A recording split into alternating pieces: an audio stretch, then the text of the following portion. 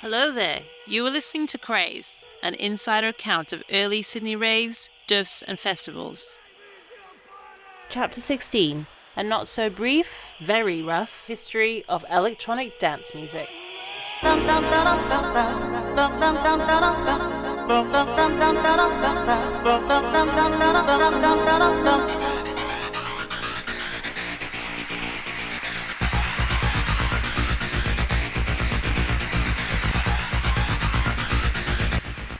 Multiple musical threads led into the second summer of love, but something new and different came out of the rave crucible. The DJs at the first raves mixed many styles of music into a coherent set using the repetitive beat of New York and Chicago's house music to stitch them all together. As this was happening, the sound and feeling of the parties were feeding back through the dance floors into the studios of increasing numbers of producers. The huge volumes of vinyl spreading around the world ensured that every new production trick or musical idea infected the minds of ever more music creators. This sharing of information was arguably the flame beneath the rave crucible. Producers all over the world continued the process that began on the dance floor, distilling the DJ sets further down into individual tracks. These they built around the most dance floor friendly elements. Hip-hop's breakbeats, Italo's pianos, and Belgium's techno stabs, to name some of the major ones. Many of the attempts were just collages, Frankenstein tracks that lurched from style to style within the space of a few bars. But every so often, someone nailed it and synthesized those different elements into a new style. And we're putting it on wax! It's the new style!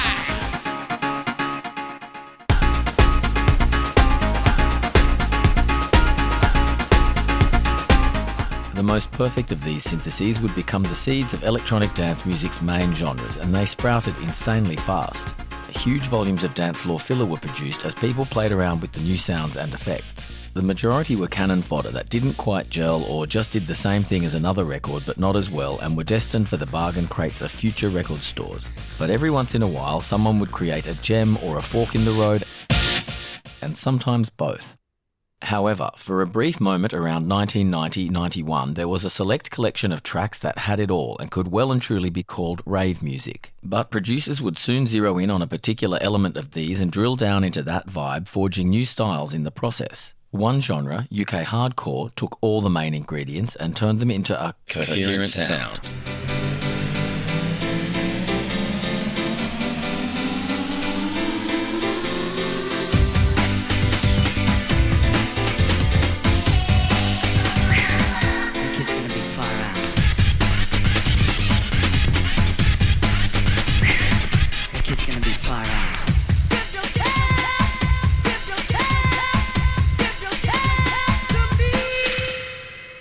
Philosophically, rave music was an idea, experimenting electronically with sound and sampling the fragments of a previous generation's music. Almost everyone involved was inspired by the techniques pioneered in or at a few select late 80s New York nightclubs or block parties.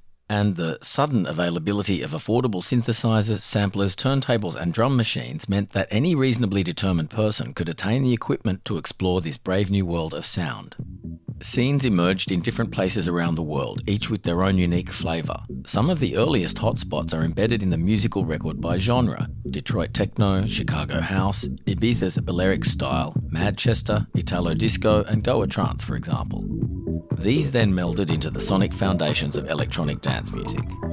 By the mid-90s in Sydney, after the debacle of Happy Valley 2, Anna Wood's death and the loss of the Alexandria warehouses, the fragments of the rave explosion began to consolidate in multiple locations. House both fell back into and dominated the city's clubs and hotspots. The trippers followed acid and techno to the bush, to the doofs, or into smaller, crustier warehouses where both those genres mingled with techno and breaks. High-octane jungle and drum and bass bounced around from side room to pub to their own jungle massive stage at some of the first big day out festivals. The more chill and lo-fi funk and soul-inspired sounds found a spiritual home at Bondi Pavilion with the vibes on a summer's day parties. Raves moved out into the industrial estates of Western Sydney with ever harder and faster music. Trance, hard trance, happy hardcore, Dutch gabber, reverse bass, hard trance and fast hard trance among others. It got so popular out that way that there was even a standalone Russian raveware store in Parramatta. There were still smaller inner-city rave, hardcore and energy parties, most notably at the hardcore cafe Agincourt Hotel at the top of Broadway.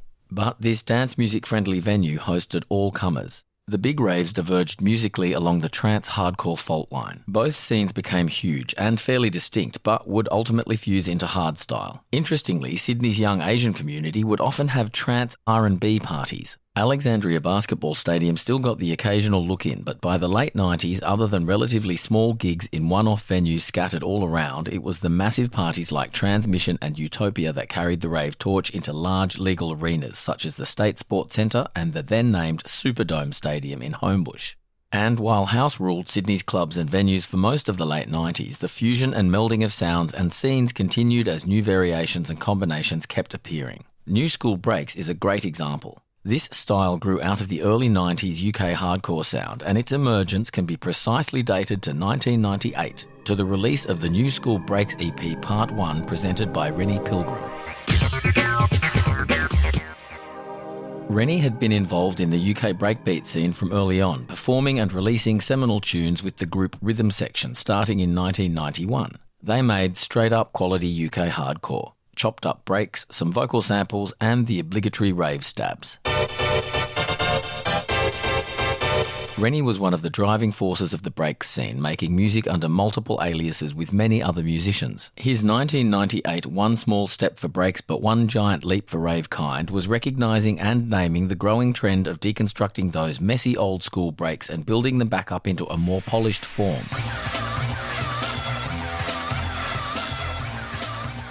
This new school sound took Sydney over and dominated it in the early noughties, knocking house off its perch and making a local superstar out of one DJ Kid Kenobi. You can see this in the set lists of Sydney's first big inner-city outdoor electronic music festival, Field Day. It's wall-to-wall breaks. Groove Armada only get a look in on the third one. But just as suddenly as breaks hit, by the mid-noughties it was over. Slayed by Electro House and its champion, the charming and charismatic DJ Ajax. He was propelled into stardom by the success of a club night he co-ran in King's Cross, the infamous Bang Gang at Moulin Rouge. In a wild few years, they not only broke Milo's Drop the Pressure, beating Ministry of Sound to the punch with a noisy late-night phone call from the club directly to the man himself, but also introduced US DJ and entrepreneur Steve Aoki to French electro. And the rest is history. But as much as electronic music was fragmenting, it was also fusing. Smaller venues would focus on a particular sound, but crowds crossed over and bigger parties would cater to this with multiple stages. I remember the moments I came across the various new styles of music in the 90s, but also not really being aware of the connection between them. Every other month or year, a brand new genre of music would magically appear. Take my discovery of trance. I bumped briefly into DJ Abel at a rave in Homebush in '93.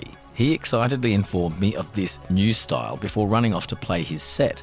I'd never heard the word, so he was my gateway drug that led me to psytrance, which erupted into the world in 1995. It did this on the back of a global rave DJ diaspora who'd attended parties in Goa, India in the late 80s and very early 90s, but mostly in the backpacks of young Israelis a few years later who, in a demented psychedelic version of schoolies, would celebrate the end of their national service by touching the void at full moon parties in Goa for a few weeks or months or years afterwards. This became such a thing that the Israeli government chartered a jumbo jet to fly concerned parents over to Goa to retrieve their kids, which they did by hauling their tripping to the eyeballs children off the dance floor by their ears. But the trance sound, like many of the other main genres of electronic dance music, wasn't new. Expat hippies in Goa had been playing with that vibe since the 70s, mixing it off cassette tapes. Berlin's Tangerine Dream and France's Jean-Michel Jarre had also dabbled heavily in that space. And if you think about it, bung a kick drum under Mozart and what have you got?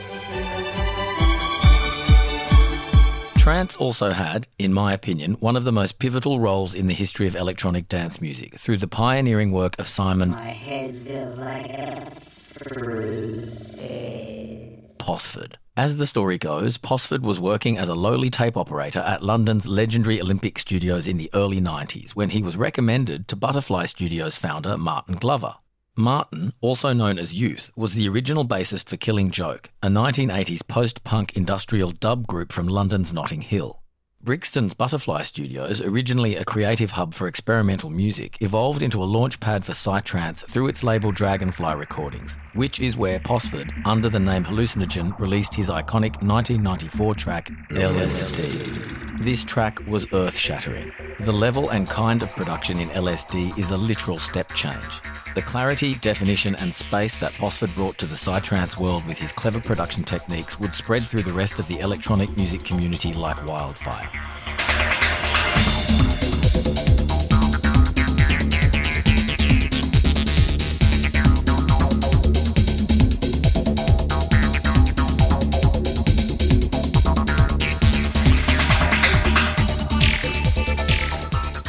The thing I realise now is that all the electronic dance music genres are just variations on themes within a large coherent space. They're explorations of a tempo or a beat structure or a sound with roots going back before raves and shoots heading off from them. In some cases, styles of music made it through the nexus relatively unchanged. In others, they spun off wildly in new directions.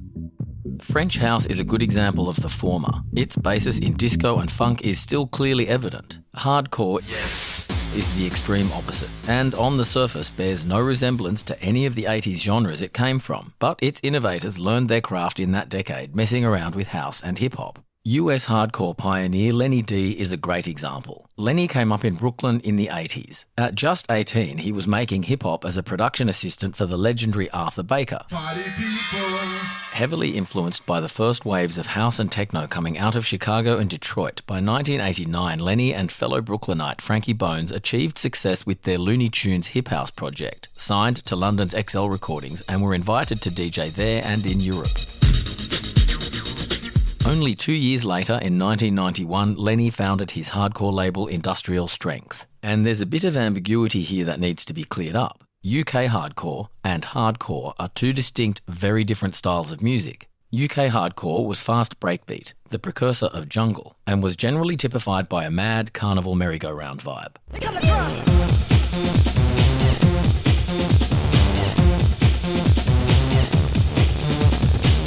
Straight-up hardcore, like Dutch Gabber or French and German noisecore, was generally more straight ahead, with angry vocals, an aggressive tone, and, most distinctively, distorted kick drums. Yes.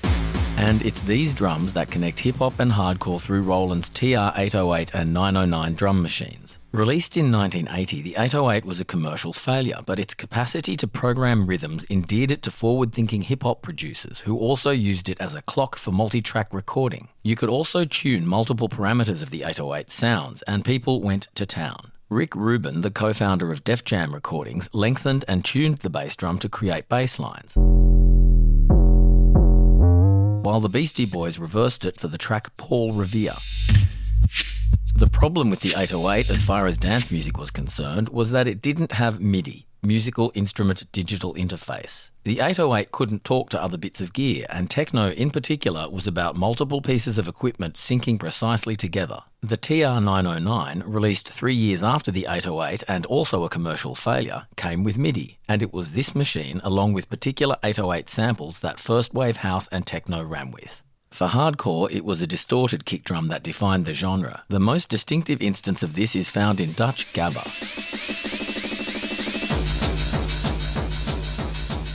This sound is most often associated with the city of Rotterdam, but here too were its pioneers influenced by the methods coming out of the USA. Dutch hardcore producer Paul Elstak is a good example of how this influence played out. In 1987, Paul got his first gig in a disco with Dutch DJ producer Peter Slaghuis, who'd been doing production work for ABBA, lending his magical underground production tricks to Lay All Your Love on Me.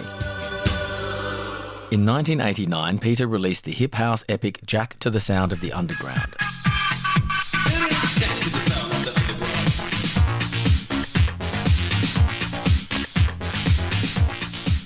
And off the back of that success started his own prolific label Hit House Records. This track also blew up in Australia, giving Central Station Recordings their first official hit release. By early 1991, Hit House put out the rave monster Get Down Everybody by Holy Noise, a production crew that included Paul Elstak.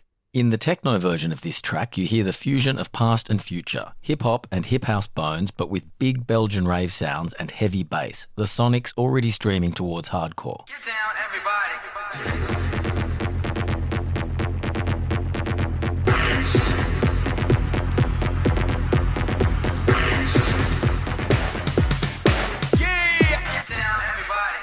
But ground zero for hardcore was 1989 and took the form of Mescalinium United's We Have Arrived. Written by German producer Mark Arkadipain, it's commonly held to be the first electronic hardcore track.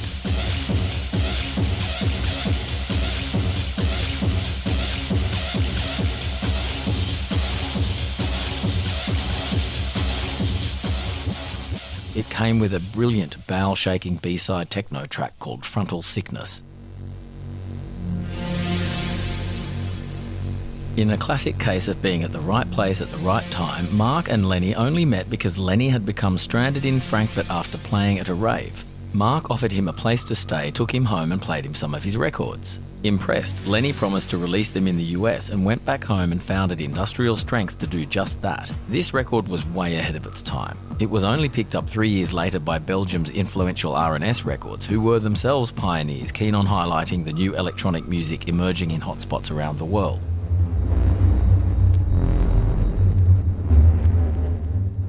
Brooklyn was one of these hotspots and also one of the main places where raves took hold in the United States. Because while Lenny pursued distortion down the BPM rabbit hole, his occasional studio partner, Frankie Bones, along with Frankie's brother, Adam X. Mitchell, in May 1991, initiated their Storm Rave series of events. Mirroring what happened in Sydney in 91, these raves rapidly blew up in size from hundreds to thousands of people. And just like Sydney, among those masses were some idiots. In Brooklyn's case, some rather fortuitous idiots, because when a fight broke out at one event mid-1993, Frankie reportedly grabbed the mic and yelled out, "If you don't start showing some peace, love and unity, I'll break your faces." Yep, that's how Plur came to be associated with raves. Back in 1990, just up the road from Brooklyn in equally gritty and multicultural Queens, Joey Beltram was cooking up his techno masterpiece, Energy Flash.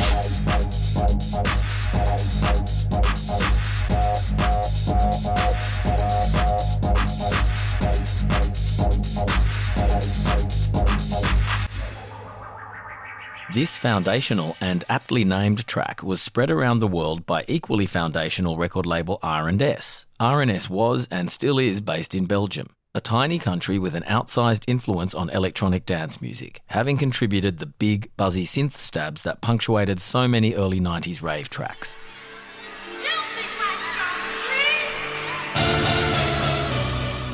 This came from the flash-in-the-pan new beat sound, 1987 to 1989, which was itself a fusion of EBM, electronic body music, industrial dance, electro, house and acid house. That new beat disappears from the vinyl fossil record in early 1990 shows how much of a bridge it was from the 80s to rave. Not that there is much of a fossil record for new beat. It was never a full-blown genre so much as it was an aesthetic or a sound or a name that labels put on compilations of music from that time. Invented in a Belgian nightclub when the DJ played an EBM record accidentally pitched down, it never had a chance to coagulate into a genre of its own before the ideas and sounds it embodied rapidly became Belgian techno. Think T99, Cubic 22 and Praga Khan.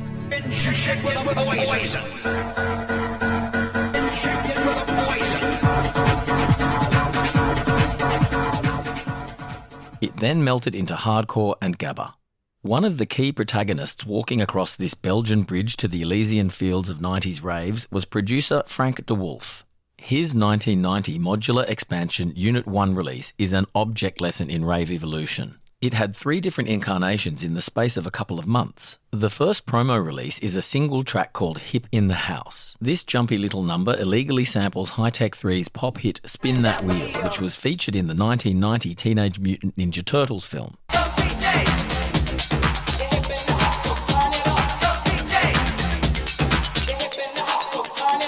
The first official pressing a few months later has 4 tracks, 3 of which are techno. Hip in the House has been demoted to the B-side. By the second pressing, just a few months down the track, it's gone altogether, replaced by Tension Dream, a hard acid techno tune which only very subtly tips its hat to hip house with a sparsely used jacking vocal sample.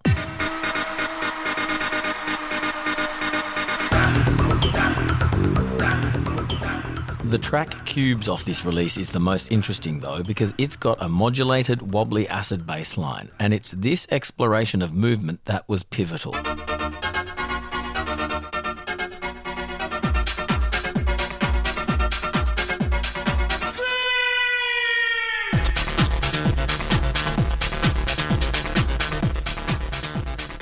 Motion was a seismic shift in electronic music production and is exemplified by DeWolf's work for the group Digital Excitation. This flash-in-the-pan outfit had two main vinyl releases, Pure Pleasure in 91 and Lifetime Warranty in 92. The original mix of Pure Pleasure is basically dreamy acid house and it twirls around on the spot.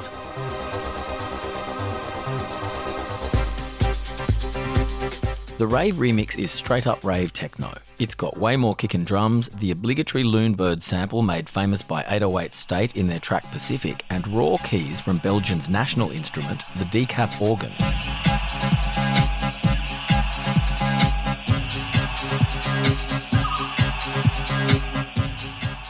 But Pure Pleasure still has one foot planted firmly in the past. It's static. It doesn't move forward. While you can hear the producers finding their analogue feet and setting out future rave parameters, it has few effects and not much active modulation to speak of. Just 1 year later, Lifetime Warranty seems to soar through hyperspace with an undulating bass line and filtered stabs. These are again from the decap organ, but barely recognisable beneath the effects.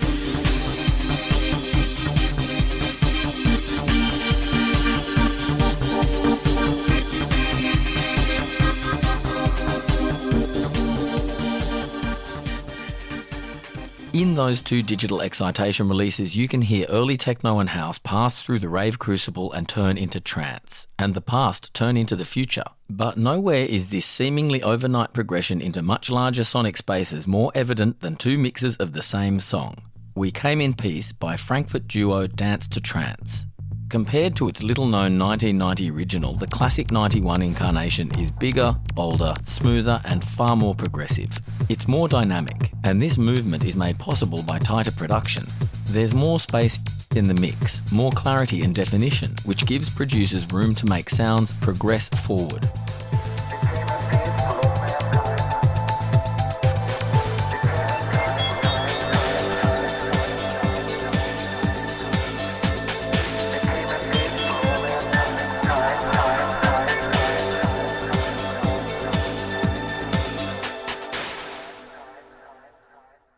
Another huge input into the rave sound was Italo House, which was in large part shepherded by producer and mogul Gianfranco Bortolotti and his Media Records imprint. As the name suggests, Italo House is a fusion of Italo disco and US house. Its key contribution was uplifting up-tempo pianos and vocals.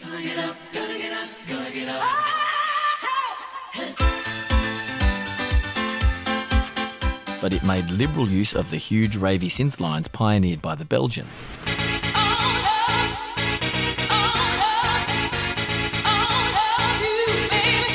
Gianfranco either produced or co-produced some of the biggest Italo hits of the nascent rave scene under the guises of 49ers, RAF, Capella, MiG-29, East Side Beat, RFTR, With It Guys, Anti-Capella and Fits of Gloom, to name just the bigger ones. One of Media Records' biggest rave hits was Capella's 91 dancefloor bomb, Everybody. The techno house mix is a classic example of the multi-genre mega mixes mentioned earlier.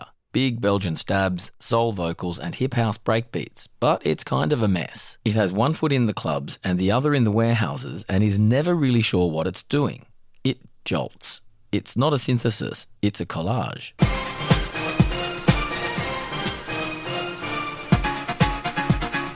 It's the Hypnotic Cybermix that became the rave anthem because it's a far more coherent work. It's lost the disjointed hip house frills and is aimed smoothly at the future. Some of the early 90s producers were simply in the right club at the right time doing whatever it was they did first. They added a standard here or formalised a sound there, contributed a strut or two to the architecture of electronic music and then went on to other things. Others took their rave babies and forged entirely new supporting columns out of them. Take Nightmares on Wax. This is primarily the project of Leeds-born George Evelyn, who, as a kid, was heavily influenced by soul and groundbreaking hip-hop tracks like Rapper's Delight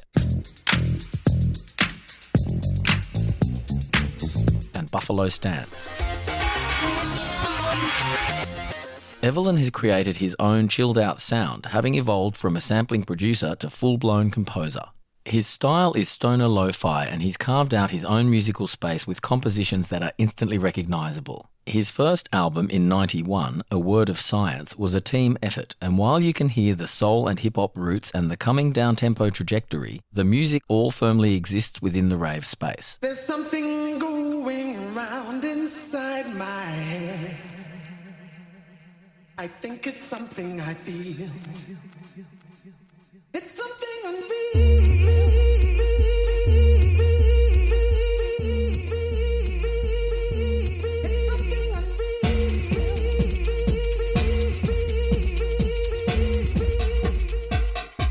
The album begins with a song called Night's Interlude, and it's in this one piece of music you can see not only Evelyn's evolution from a kid with a sampler to full-blown musical maestro, but also something far more spectacular, the birth of a musical genre. The backstory kinda begins in 1973.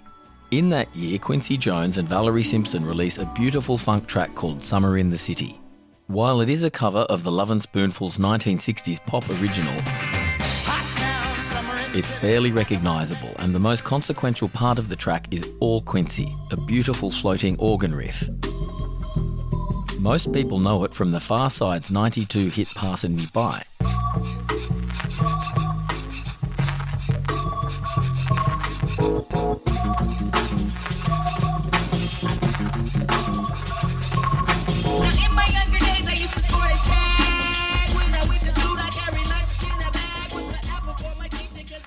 But a year earlier, Nightmares on Wax used the sample for the track Night's Interlude. In '95, the riff resurfaces on Evelyn's Night's Intralude, but it's way back in the mix behind keys that have been replayed live.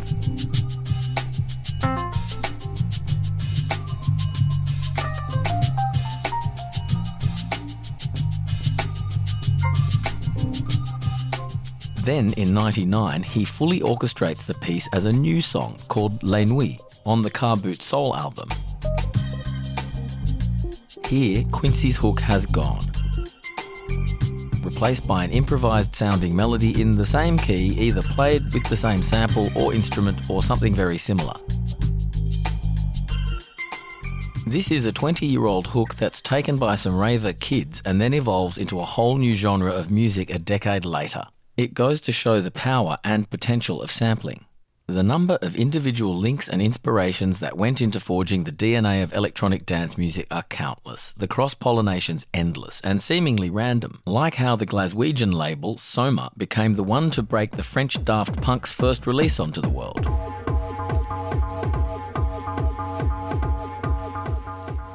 Or how Frenchman Laurent Garnier, as an 18-year-old, went to London to work as a waiter at the French embassy and ended up DJing at the Hacienda in Manchester as DJ Pedro.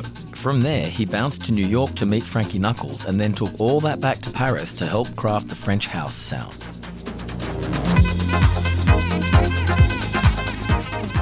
Each new release, new sound, new production trick heard in a club or at a party or at a Sunday kick-on would inspire a producer to push the envelope or start a label to take a punt and release something new and different. Genre spawned subgenre as sounds and rhythms and tempos were explored. Many of these threads faded into obscurity. Some became limited cases of larger genres, some formed whole new fields, and a few exploded to stratospheric heights where, bound by their own success, they fossilised. Tiesto-style trance is one, as is Skrillex-style dubstep, aka brostep. These sounds became locked in, became one more style a film score producer could use to evoke a certain mood. What happened with dubstep is particularly important because, in my opinion, it's the final step in the process that formed the modern electronic palette. To make sense of what follows, it's important to understand what a breakbeat is. House, techno and trance have a 4-to-the-floor beat, which means that the kick drums are a regular monotonous beat, 1, 2, 3, 4 on every beat of the musical bar. This kind of drum pattern is most often about delivering the other sounds in the song than it is about the drums themselves, some subgenres of techno notwithstanding. Jungle, drum and bass, hip-hop, funk, garage and dubstep, on the other hand, are celebrations and explorations of rhythm, of syncopation.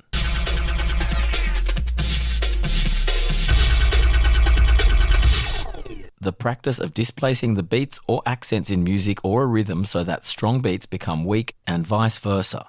Straight beats are essentially broken, hence the name breakbeat.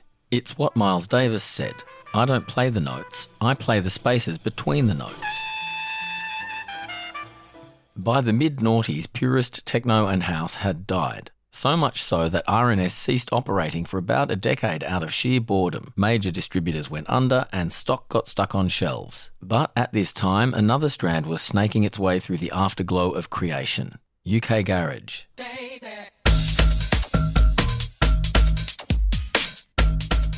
But it began with jungle. In the early 90s, jungle diverged rapidly from the UK hardcore breakbeat sound, as did happy hardcore. The difference between them is stark. Happy hardcore is a simplified continuation of the UK hardcore sound, with sped-up beats, chipmunk lyrics and trancified rave stabs.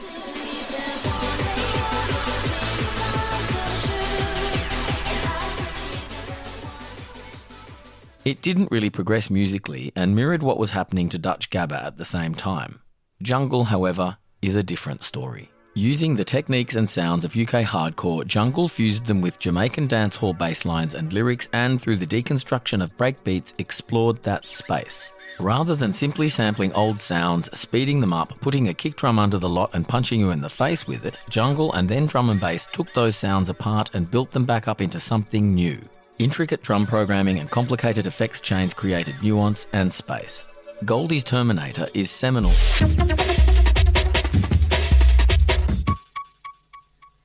About these I haven't done yet. As is T-Power's Mutant Jazz a few years later. The white man's got a gun called.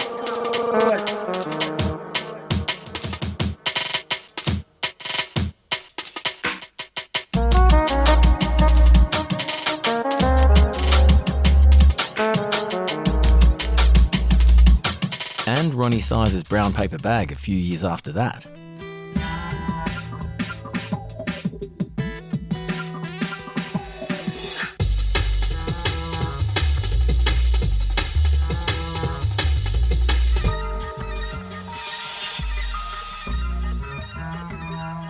UK Garage, or UKG, did much the same at a slower tempo. This style also came from UK hardcore through breakbeat and jungle, and in 1998 spawned dubstep. UKG also had many sounds and structures, but one of them in particular, and of which MLK's release Mecca is a groundbreaker,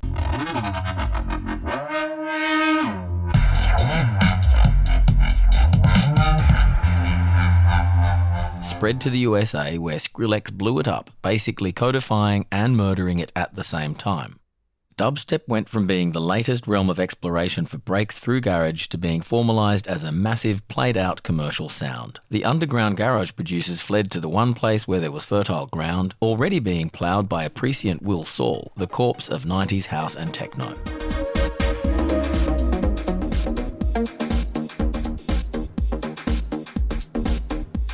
They brought with them groove and swing and the knowledge of drum programming and production, the things that most house and techno had been lacking. In the early days of rave, well-produced drums were the holy grail. Producers protected their sample banks and their techniques as if they were state secrets, which they basically were. To this day, you can hear this feature of the world preserved in the dance music fossil record, vinyl. Go back and listen to records from the 90s. The ones that stand the test of time are invariably the ones with well-produced drums. The main reason being that the drums are the structure around which all the other sounds are placed. Murky drums, murky mix.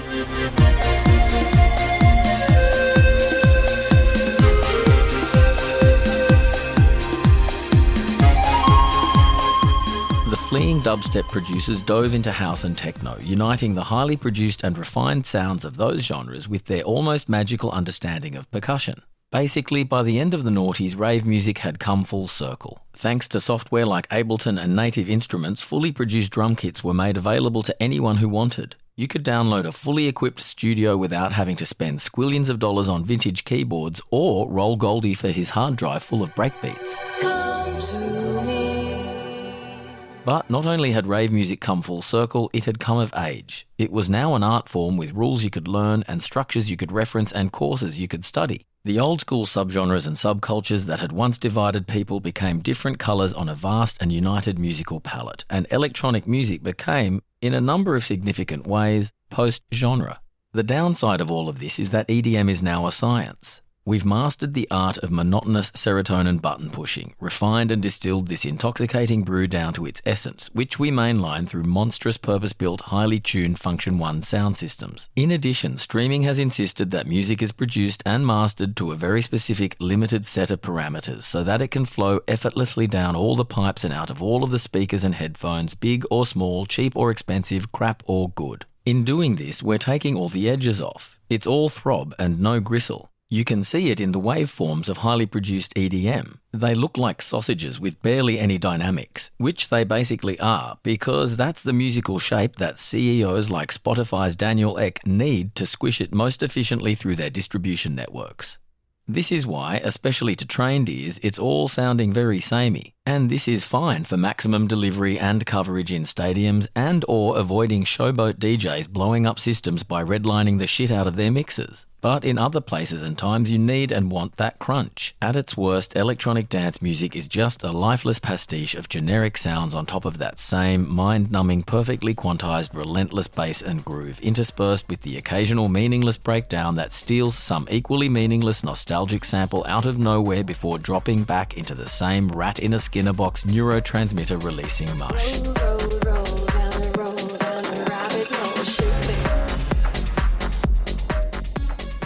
This ultra-hype main-drop megamix song salad is looped relentlessly ad infinitum by circus clowns, performers whose main talent is to jump around on stage and spray champagne into the audience. And there's another phenomenon occurring here too. Musically, art is imitating life. 3 of the major downsides of the internet are infecting music: disconnection, shortened attention spans, and lack of context. These powerful forces are forging new generations of DJs who barely spend any time in pre-prepared mixes. They bulldoze from one mood to the next with no regard for how the dance floor is reacting.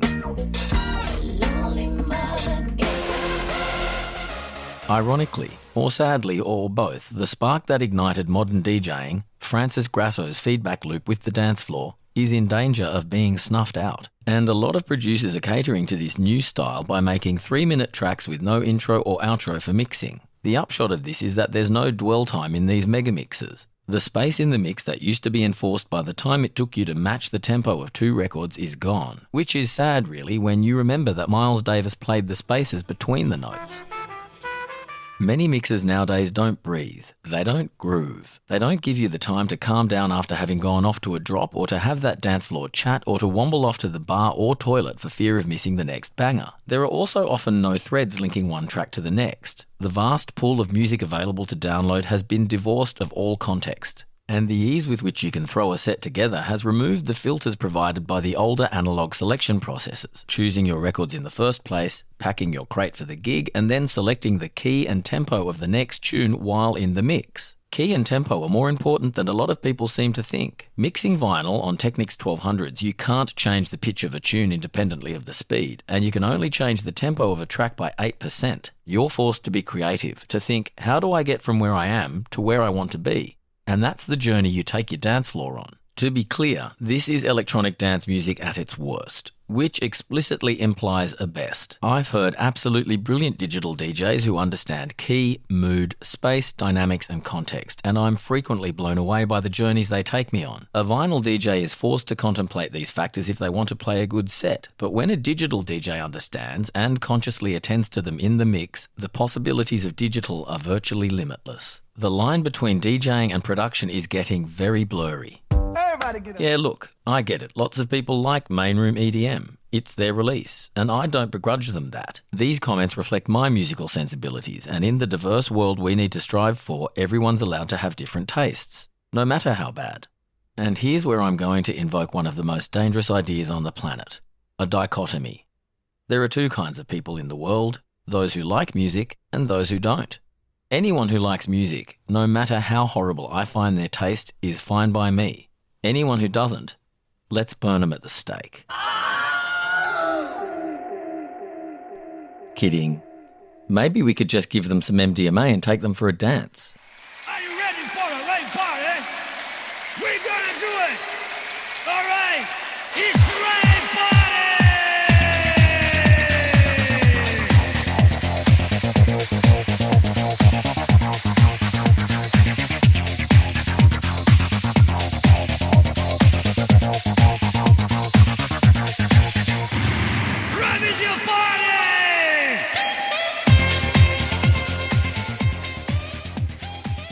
Thank you for listening to Craze, an insider account of Sydney's early raves, doofs and festivals. This podcast is a musified version of Chapter 16. To get the paperback, ebook or audiobook, go to crazethebook.com.